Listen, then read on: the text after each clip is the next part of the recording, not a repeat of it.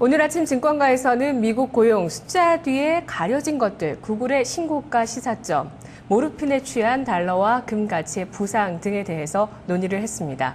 현재 코스피 흐름에 대해서는 조정은 지나간다, 단기 저점이 나올 가능성에 대해서 또 전반적인 대외 변수 진행 상황이 나쁘지 않다는 의견들이 나왔는데요. 코스피가 2000선 돌파 이후에 감내할 수 있는 수준의 기간 조정을 거치고 있는데 이것은 삼성전자의 선전 덕분이라고 합니다.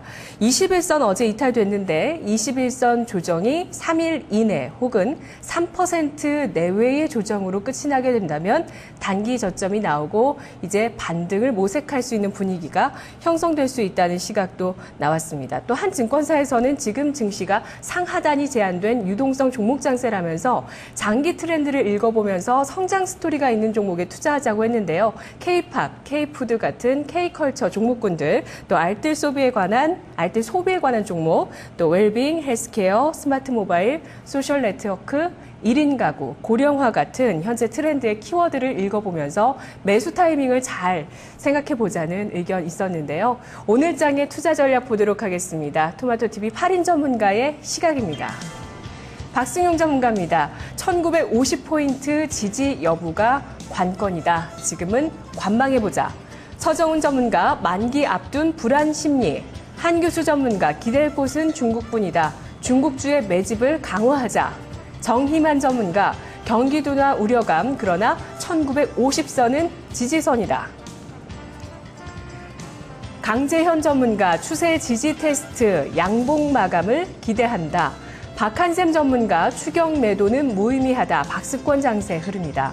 금산 전문가, 모멘텀이 부재하다면서 21선 회복이 관건이라고 전하고 있습니다. 이재우 전문가, 1970포인트 지지 여부를 확인하자.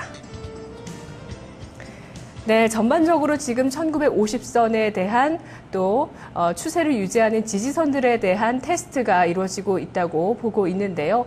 지지가 가능할 것이라고 그 가능성을 좀 높게 보면서 대응하는 전략을 짜자는 전문가들의 시각들이 많이 눈에 띄고 있죠. 오늘은 금산 전문가와 강재현 전문가 두 분을 연결해서 이야기 듣겠습니다. 먼저 금산 전문가입니다. 안녕하세요. 네, 안녕하십니까. 네, 지금 모멘텀도 없고 우려감만 좀 더 깊어진 시장 같습니다. 21선 회복을 당장 할 수 있을 것인가? 이게 관건이라고요?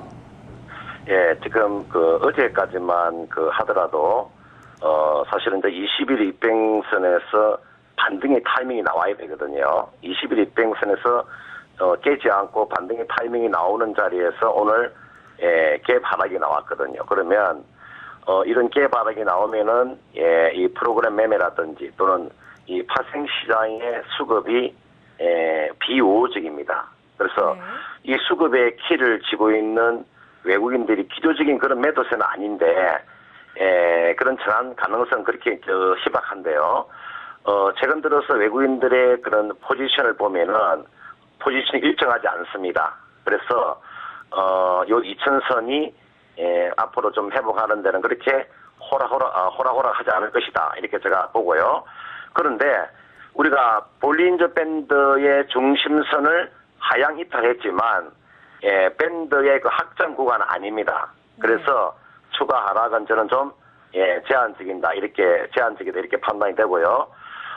가장 중요한 것은 지금 5일 입병선하고 20일 입병선의 그 데드 크로스가 발생이 됐습니다. 네. 그래서 지난 3차 양적 완화 이후에 그 상승 갭을 모두 반납을 한 상태거든요. 그래서 앞으로 1980포인트가 일단 저항대로 일단 돌변했습니다. 그래서 회복의 타이밍이 조금 좀 늦어질 수 있다. 이런 측면이고, 어느 정도의 가격 메리트가 발생이 되면 그때 저는 매수가 좀 강하게 유입이 되지 않을까 이렇게 제가 판단을 하고 있고요. 네. 그동안에는 어떤 종목에다가 포커스를 좀 맞추셔야 되냐면 코스피에 있는 대응주도 아니고요. 저는 이제 코스닥에 있는 종목도 물론 포함을 시켜도 되는데 코스피에 있는 소행주들이 있죠.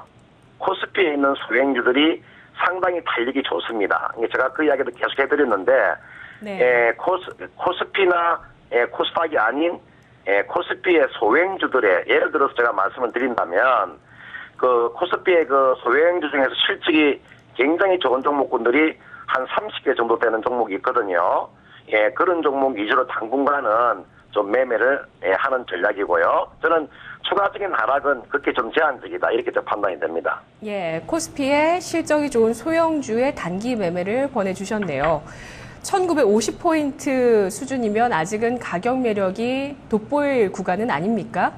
예, 그렇죠. 지금 이제 우리가 그 3차 양적 하나가 나오기 이전에 그 가격대이기 때문에 지금은 우리가 가격적인 메리트를 나오기가 지금 조금은 좀 어렵다 이렇게 보고, 여기서 내일이 옵션 만기일이니까 내일 옵션 만기일 이후에 보면은 어느 정도의 주가 흐름이 나올 것 같고요. 앞에 제가 이제 그 말씀드렸던 그런 이제 종목군들 제가 간단하게 한번 또 말씀을 드리면, 제가 한 6개 정도 종목을 말씀드리면, 실적이 좋고 주가 하반기 탄탄한 기업들이 다우기술 같은 종목이나, 그 다음 휴비스 같은 종목, 그 다음 휴캠스 같은 종목, 그 다음은 카프로 같은 종목, 그 다음 성캅셀 같은 종목, 그 다음에 K시텍 같은 종목, 이런 종목이 전부 다 코스피의 소형주들이거든요. 그러니까 이런 종목 위주 당분간은 좀 매매하는 것이 수익률 최고에 괜찮다 이렇게 말씀을 드리고 싶습니다. 예, 알겠습니다. 전문가님 의견 잘 들었습니다. 예, 고맙습니다. 고맙습니다. 증시가 가격 매력이 돋보이는 순간이 오지 않는 이상은 어떤 탄력적인 반등은 기대하기 어렵고요. 1980포인트가 지금 저항선으로 놓여 있다고 합니다. 추가적인 하락폭은 제한적이겠지만 기간 조정이 좀 연장될 가능성을 보고 있고요. 따라서 코스피의 소형주 가운데서 탄력이 좋은 종목, 실적주, 또 추세의 하단이 하방 경직성이 잘 지지되고 있는 종목들을 위주로 단기 매매를 해보자고 하는데요. 다우기술, 휴비스, 휴캠스, 카프로, 성캅셀, K시텍 같은 종목을 예로 들어서 설명해줬습니다. 다음은 강재현 전문가인데요. 전문가님 안녕하세요. 네, 안녕하십니까. 강재현입니다. 네, 코스닥이 어제 7개월 만에 540포인트 돌파하고요. 박스권 상단을 두드리려는 시도가 나왔는데 이렇게 또 1%대 조정 맞고 있고요. 코스피는 21선을 이탈하면서 추세에 대한 이야기들을 지금 많이 하게 되는 순간입니다. IMF나 또 김중수 한국은행 총재나 경기에 대한 우려들을 많이 하고 있고요. 자, 지금 장을 어떻게 봐야 될까요?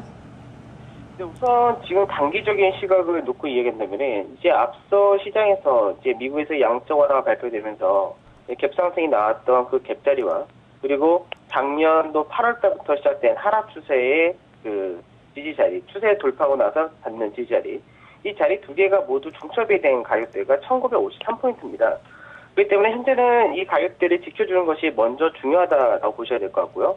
그 다음에 최근 들어서 IMF라든지 이제 전 세계적인 경제 성장률 전망치 자체를 계속해서 하향 조정을 했다는 부분이 이제 증시에서 단기적인 악재 요소로 좀 작용하는 그런 모습을 띠고 있는데, 사실 경기 전망이 이제 올해 좋지 못하다는 부분은 이미 앞서 얘기가 나왔던 부분이고, IMF 어저께 그 발언 역시도 이제 지난달에 이미 하향 조정한다고 언급이 되었던 부분이었기 때문에 거기에 대해서는 추가적인 우려를 확대할 필요는 없다라고 보고 있습니다. 네. 다만 시장에서 이제 어저께 미증시의 하락한 요인을 좀 잘 살펴봐야 될 것 같은데, 아무래도 이제 우리나라뿐만 아니라 미기업도 마찬가지로 3분기 어닝 시즌에 들어오면서 이에 대한 우려감이 좀 상당히 좀 크게 작용을 하고 있고요. 그리고 이제 그 외적으로도 미국의 대선이라든지 우리나라 대선도 같이 앞두고 있는 상태인데, 이제 대선 앞두고 국내에서는 이제 계속해서 대기업에 대한 규제 부분이 언급이 되고 있고, 예. 미국에서도 오바마 대통령이 계속해서 지지율을 좀 확고하게 앞서 나가고 있었는데, 이번 TV 토론의 이후로 롬니 후보한테 뒤처지는 흐름이 나타났기 때문에 그런 부분에서 미증시 역시도 대선을 앞두고 이제 불확실성이 확대되었다는 부분이 시장에서 변동성 확대 요인으로 작용이 되고 있다고 보셔야 될 것 같습니다. 예. 네, 그렇기 때문에 시장, 네, 말씀하십시오. 예.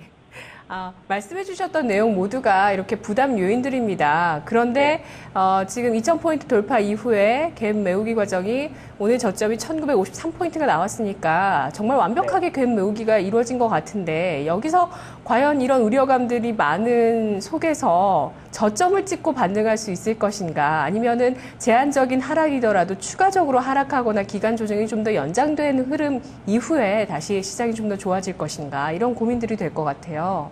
네. 우선은 시장이 오늘 1953포인트 전후를 지켜준다 하더라도 네. 지금 빠르게 V자 반등 형태로 반등이 세게 나오기는 힘듭니다. 왜냐면은 네. 시장에서 앞서 종가를 기준으로 했을 때 1980에서 2008포인트 정도의 시장에서 단기적인 박스권 형태가 계속해서 지켜졌었는데 어저께 1980포인트가 갈대를 이탈했기 때문에 우선은 반등이 나온다 하더라도 이제 기술적 앞전의 지지 자리였었던 1980포인트가 단기적인 저항대 자료로 작용을 할 수밖에 없고요. 그리고 시장에서 현재 모멘텀이 좀 부족하다라고 보셔야 되겠습니다.